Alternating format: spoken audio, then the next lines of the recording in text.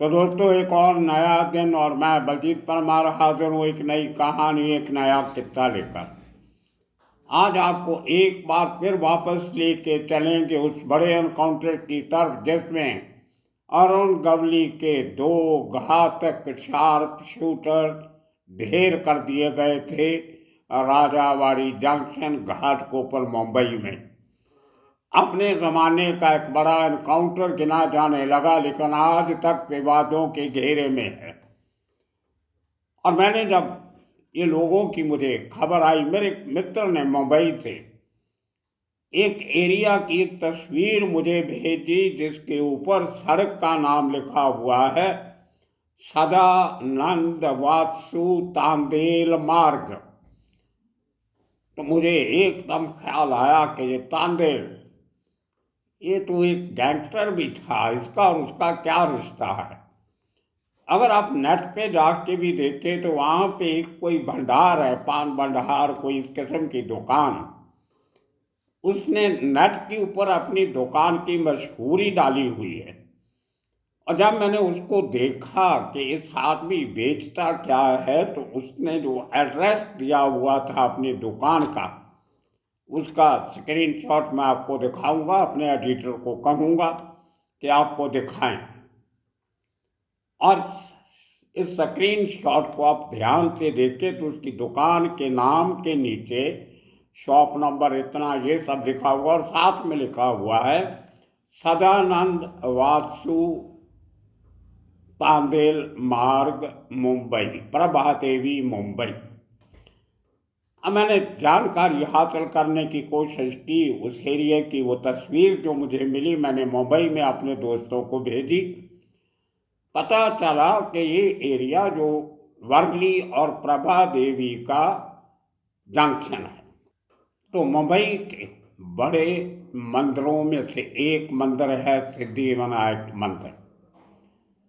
वहाँ पे सुबह से शाम तक हजारों लोग, सेलिब्रिटीज, अमिताभ बच्चन से लेके मुख्यमंत्री तक, कोई भी महाराष्ट्र का मुख्यमंत्री बने, बड़ा लीडर, जब उसको बड़ी पोस्ट मिलती है तो सबसे पहले जाता है श्री सिद्धिविनायक मंदिर।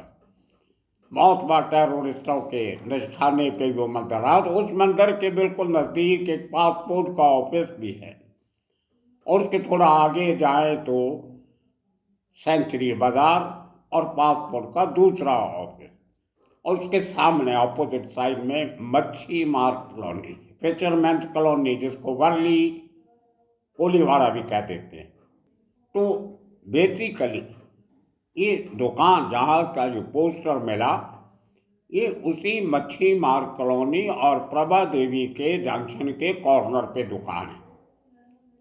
अब जो दोस्तों ने इंक्वायरी करके बताया कि ये सदानंद वात्सु तांदेल कोई और नहीं, ये अरुण गवली के खास शार्प शूटर विजय तांडेल के पिता का नाम है।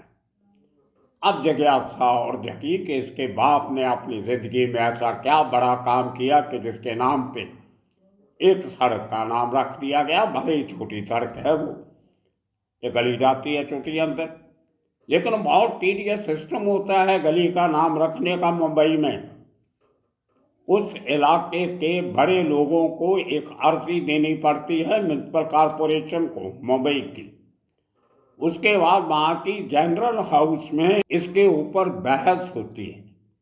रूलिंग पार्टी, ऑपोजिशन पार्टी के लोग अपना हक, प्रतिपक्ष इसके ऊपर रखते हैं कि ये नाम रखना चाहिए कि नहीं रखना चाहिए। और मोस्टली ये होता है कि अगर उस इलाके का म्युनिसिपल कॉरपोरेटर रूलिंग पार्टी का हो तो नाम रखना थोड़ा आसान हो जाता है।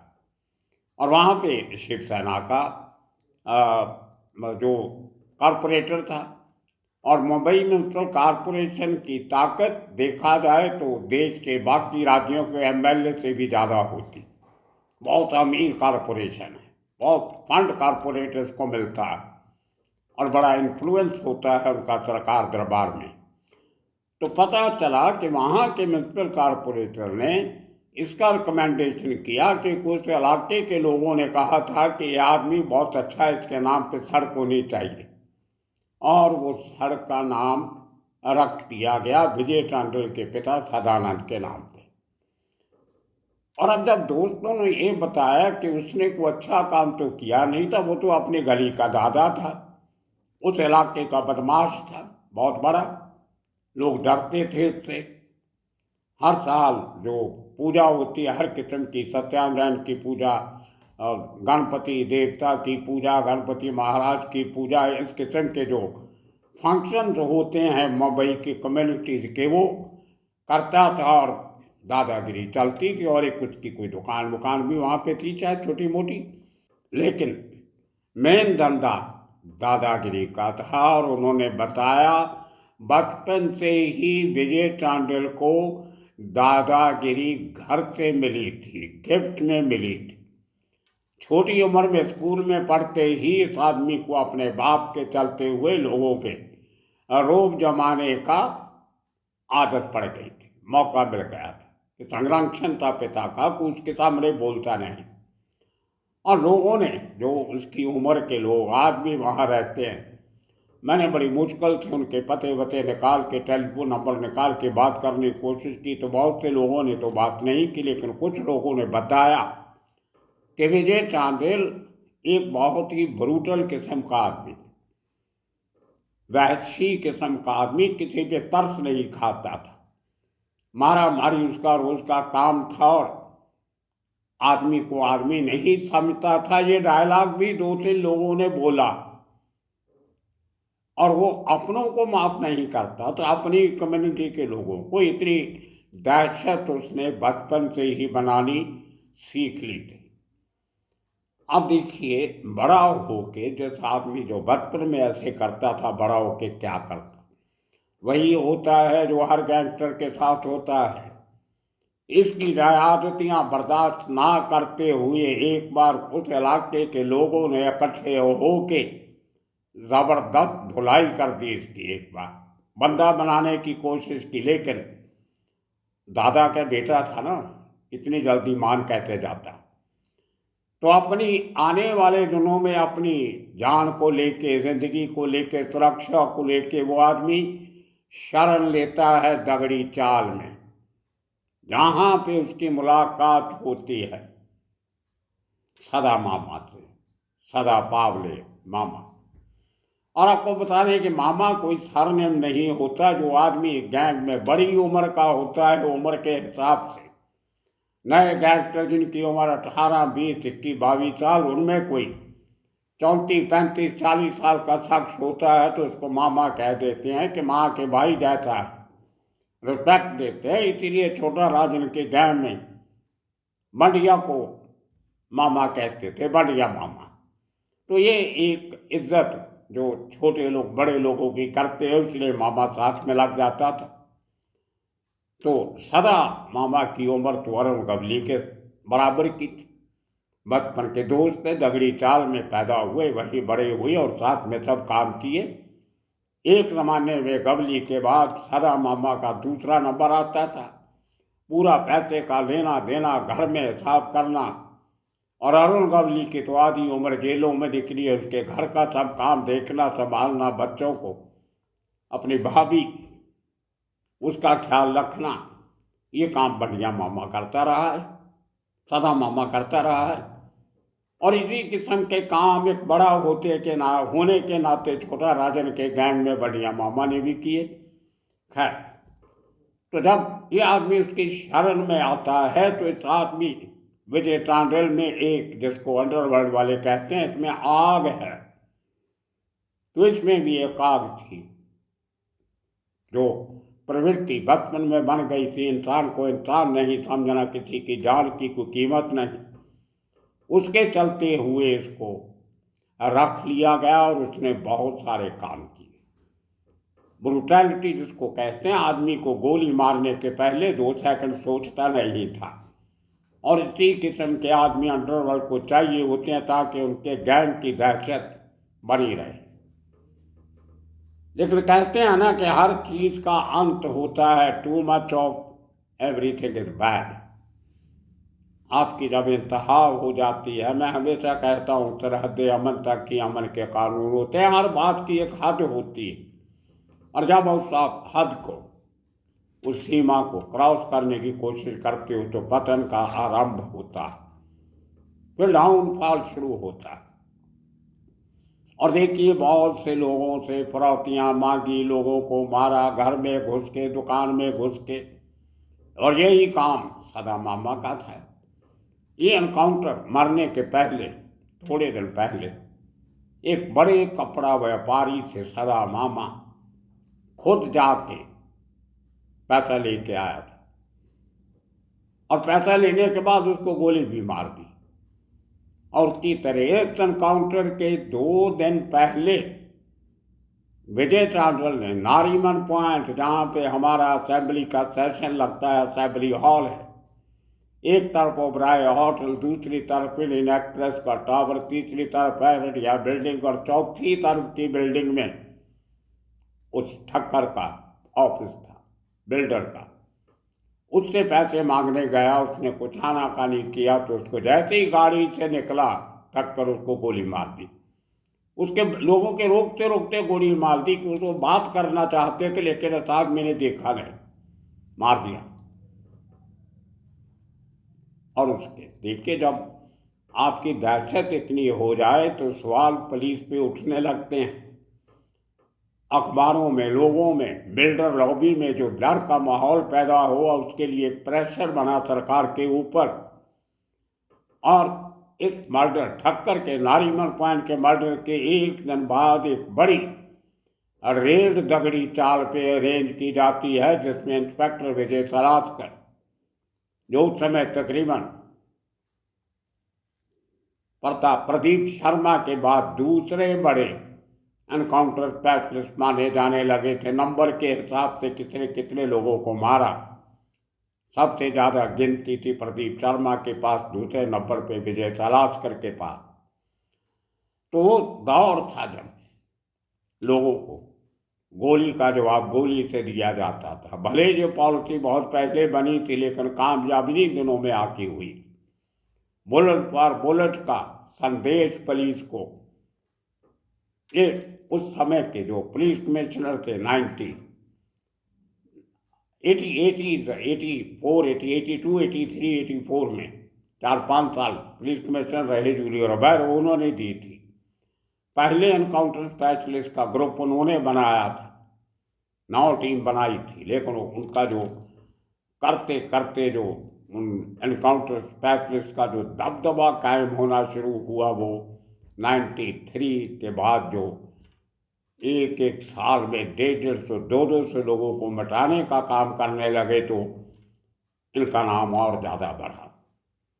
उसी दौर में फिर विजय सलास्कर, रविंद्र अंगरे, प्रफुल्ल भोसले, दया नायक, और उनके बाद सचिन वजे, और बहुत थे, बरूड़े, नायकर, कितने लोग, दशरथ अबहाड, ये बहुत से एनकाउंटर स्पेशलिस्ट समय। और अमोलिक, एमैनुअल अमोलिक अभी जेल से छूट के बाहर आया, किसी ने मुझे बताया, एक बिल्डर के मर्डर केस में नौकरी से निकाल दिया गया बहुत साल पहले। तो ये सब अशोक देसाई, प्रदीप सूर्यवंशी, ये सब दिलीप सूर्यवंशी, आनंद बेलारे, कितने ऑफिसर, ये सब उसमें, उस विष्णु कुंभार, प्रकाश जॉर्ज, बहुत नाम याद आते हैं। तो ये सब लोगों ने एनकाउंटर करने शुरू किए मुंबई में, अपने सीनियर्स की देख रेख के नीचे।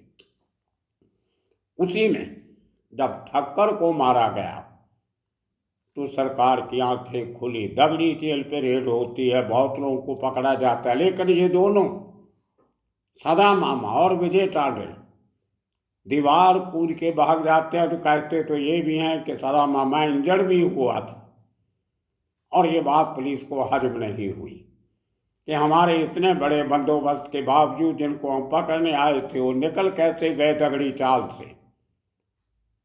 और उसके बाद जो आने वाले 24 घंटे थे, उन्होंने इनकी मौत का वारंट लिख दिया कि अब इनको नहीं छोड़ेंगे। इनको भी पता था कि अब पुलिस नहीं छोड़ेगी। कहा तुझे भी जाता है कि दगड़ी चाल के अंदर की साजिश थी, ठक्कर का कत्ल करवाना और दोनों के खिलाफ पुलिस को लगाना, ये अंदर की दगड़ी चाल के आकाओं की एक साजिश थी। लेकिन ये दोनों बच के किसी तरह निकल जाते। घाटकोपर में सदा मामा का छोटा भाई आनंद, वो रहता था, रेलवे में काम करता था, शादी थी, उसकी बीवी थी। और ये लोग फैमिली लेके, बहुत सारे गैंगस्टर जब ट्रैवल करते थे एक जगह से दूसरी जगह पे, तो औरतों को साथ में रखते थे ताकि एनकाउंटर करते समय पुलिस वाले 2 बार सोचे कि इनके साथ औरतें हैं, वो नहीं मरनी चाहिए। लेकिन इस एनकाउंटर में ऐसा नहीं हुआ। औरतों के होते हुए इसमें 2 औरतें थी, एक आनंद की बीवी सदा मामा के भाई की, और एक इसकी अपनी सखी बहन आनंद की और सदा की बहन, वो भी साथ में थी। और साथ में था विजय टार्डन। 5वां आदमी उस गाड़ी में, पेट गाड़ी में जो चला रहा था, वो तो बलदेव सिंह पानेसर सरदार जी, बहुत अच्छा ड्राइवर था। वो आनंद का दोस्त था, सदा मामा के भाई को उसको बुलाया कि यार आ जाना, गाड़ी हमारे पास है, शिरडी जाना है, मेरे कुछ दोस्त है। उसको नहीं बताया गया कि ये लोग कौन हैं। बलदेव सिंह को पता नहीं था कि जो सदा मामा और विजय टांडल है, उसको तो एक का नाम भास्कर बताया गया, एक का नाम कुछ और बताया गया। विजय टांडल का नाम भास्कर बताया गया था। अब देखिए उस एनकाउंटर में जब ये गाड़ी घाटकोपर रोकी जाती है, अब पहले तो हैरानी की ये बात है कि पुलिस को इस बात की खबर लगी कैसे कि वो लोग 1:30 बजे घाटकोपर से आनंद के घर से पेट गाड़ी में निकलेंगे और 15 मिनट में राजाबाड़ी जंक्शन पे पहुंच जाएंगे। ये खबर किसने दी, कौन था वो, उसका खुलासा बलदेव सिंह ने अपने बयान में दिया है। जो people union of civil liberties ने एक जांच कमेटी बनाई थी, उसमें आनंद, उसकी पत्नी, सदा की बहन और बलदेव सिंह ने अपने बयान दर्ज कराए थे। उसमें एक बहुत बढ़िया बात का खुलासा किया जिसका जवाब आज तक ना मीडिया को मिला ना पुलिस ने कभी दिया। पुलिस ने ये बात का दावा किया था कि इन दोनों बदमाशों के पास से एक AK-47 और एक पिस्टल बरामद हुई। लेकिन अगर आप पूरी स्टेटमेंट पुलिस की पढ़ो जो उस कमीशन के सामने दी गई थी, कहीं भी पुलिस ने AK-47 का जिक्र नहीं किया। और जब ये 4 जो मरने वालों के फैमिली के मेंबर थे, उन्होंने अपने बयान दिए, उसमें भी कहीं AK-47 का जिक्र नहीं है, ना दूसरे वेपन का जिक्र। पूरी कहानी उन्होंने सुनाई, पुलिस के ऑफिसरों ने बयान दिए, जहां तक के एक ऑफिसर ने कहा कि सुबह 11:30 बजे मुझे विजय सलास्कस का फ़ोन आया कि 2 मारुति गाड़ियां 800 कहीं से अरेंज करके रखो, हम लोग आ रहे हैं, मिशन पे जाना है। जब आप तैयारी करके जाते हो मिशन पे, तो वो एनकाउंटर नहीं होता, वो कोल्ड ब्लडेड मर्डर होता। एनकाउंटर तो होता है आदमी सामने आ गया, पकड़ने गए, गोलियां चली, आपको लगी, उसको लगी, तो एनकाउंटर होता है। अब ये खबर पहुंची कैसे, उसका जिक्र भी बलदेव सिंह के बयान से आता है। वो कहता है कि ये पूरा जो आडंबर हुआ, दोनों को पकड़ के गोलियां मारी गई, खाली हाथ थे दोनों के, एक गोली इन्होंने नहीं चलाई, बाकी तीनों लोगों ने भी यही कहा। लेकिन पुलिस का कहना है कि उन्होंने हमारे ऊपर AK-47 से गोली चलाई। उसके बाद जब एनकाउंटर खत्म होता है, इनकी बॉडीज को पुलिस की गाड़ियों में डाल के राजाबाड़ी हॉस्पिटल भेज देते हैं। तो बलदेव सिंह को वही 2 मारुति गाड़ियां जो लेके आए थे, एक में विजय सलास्कर उसके एनकाउंटर के साथ ही थे, और दूसरी गाड़ी में जब बलदेव सिंह को बैठाया गया घाटकोपर तिलक नगर पुलिस स्टेशन लेके जाने के लिए, तो उस गाड़ी में पिछली सीट पे एक शख्स बैठा था, और पिछली सीट के आगे और आगे वाली सीट की बैक साइड में एक बैग पड़ा था जिसमें हथियार थे। अब देखिए पुलिस की आप हिम्मत, एक वो शख्स जो खबरी था, जो पुलिस को लेके गया था, वो दगड़ी चाल का ही आदमी था, वो भी गैंगस्टर था। और एक गैंगस्टर को आप गाड़ी में बैठा के जाते हो, जिस गाड़ी में आपके इलीगल हथियार पड़े हैं एक बैग में, और आप एनकाउंटर कर रहे हो, अगर वो आदमी वो हथियार निकाल के वो भाग जाता, पूरे का पूरा बैग लेके, आपका होता है ना एनकाउंटर में, ऐसे आदमी मारा जाता है। उसके पास अगर बढ़िया वेपन है तो रख लिया जाता है, पुराना वेपन उसके हाथ में पकड़ा दिया जाता है। ये तो सबको पता ही है, होता है। तो ऐसे काफ़ी सारे वेपन पुलिस वाले अपने साथ लेके जाते हैं जो प्लांट करने होते हैं। वो उस मारुति गाड़ी में पड़े थे, और ये बलदेव सिंह पारेसर के बयान में है। और उसी गाड़ी में उसको जाके बैठा दिया गया और बोला हिलना नहीं, यहीं बैठो। अगर बलदेव सिंह जी वो हथियार निकाल के आग के ऊपर जवाबी फायरिंग कर देता, कितने लोग मरते थे। तो इस बात से सिद्ध होता है कि कोई AK-47 नहीं थी, ना किसी ने चलाई, वो तो साथ में लेके गए थे। वो उस दूसरी मारुति गाड़ी में पड़ी थी, जो बाद में शो कर दी गई। दिखाना ही होता ना कि ये वेपन थी जो हमने पकड़ी, रहती तो आपके पास ही। अब कोर्ट में जब उसकी पेशी होती है, शो करते हैं, तो दिखा दिया, उसके बाद फिर आपके पास ही आनी। तो दोस्तों, ये था विजय टांडल के अंत की कहानी। और इसके साथ आपने और कुछ तस्वीरें देखी होगी, जिसमें एक तस्वीर में सदा मामा 8-10 पुलिस वालों ने जब उसको अरेस्ट किया था एक बार दगड़ी चाल से, इस इंसिडेंट के पहले, जब एक अंग्रेजी अखबार की एक फीमेल रिपोर्टर पर हमला किया गया था दगड़ी चाल में, उस केस में पकड़ा गया। वो जो पाँव के बल नीचे एक शख्स बैठा है, सब पुलिस वाले खड़े हैं, वो बैठा हुआ शख्स कोई और नहीं, सदा मामा पावले है। और ये कहानी वहाँ से शुरू हुई, वर्ली से, जहाँ उसके बाप के नाम की रोड है। हो सकता है आने वाले दिनों में कभी जब गैंगस्टर के नाम की सड़कें बनेगी तो विजय कांबले के नाम की भी एक, विजय टांडल के नाम की भी एक सड़क बन जाएगी। हो सकता है सदा मामा पावले के नाम पे भी एक रोड बन जाए। ये वो दौर था जब अंडरवर्ल्ड के सरगनाओं के इस तरह से पूजा की जाती थी। तो दोस्तों, आने वाले दिनों में इसी किस्म के किस्से कहानियाँ लेके फिर हाजिर होंगे। तब तक के लिए आप सबका बहुत बहुत शुक्रिया, धन्यवाद।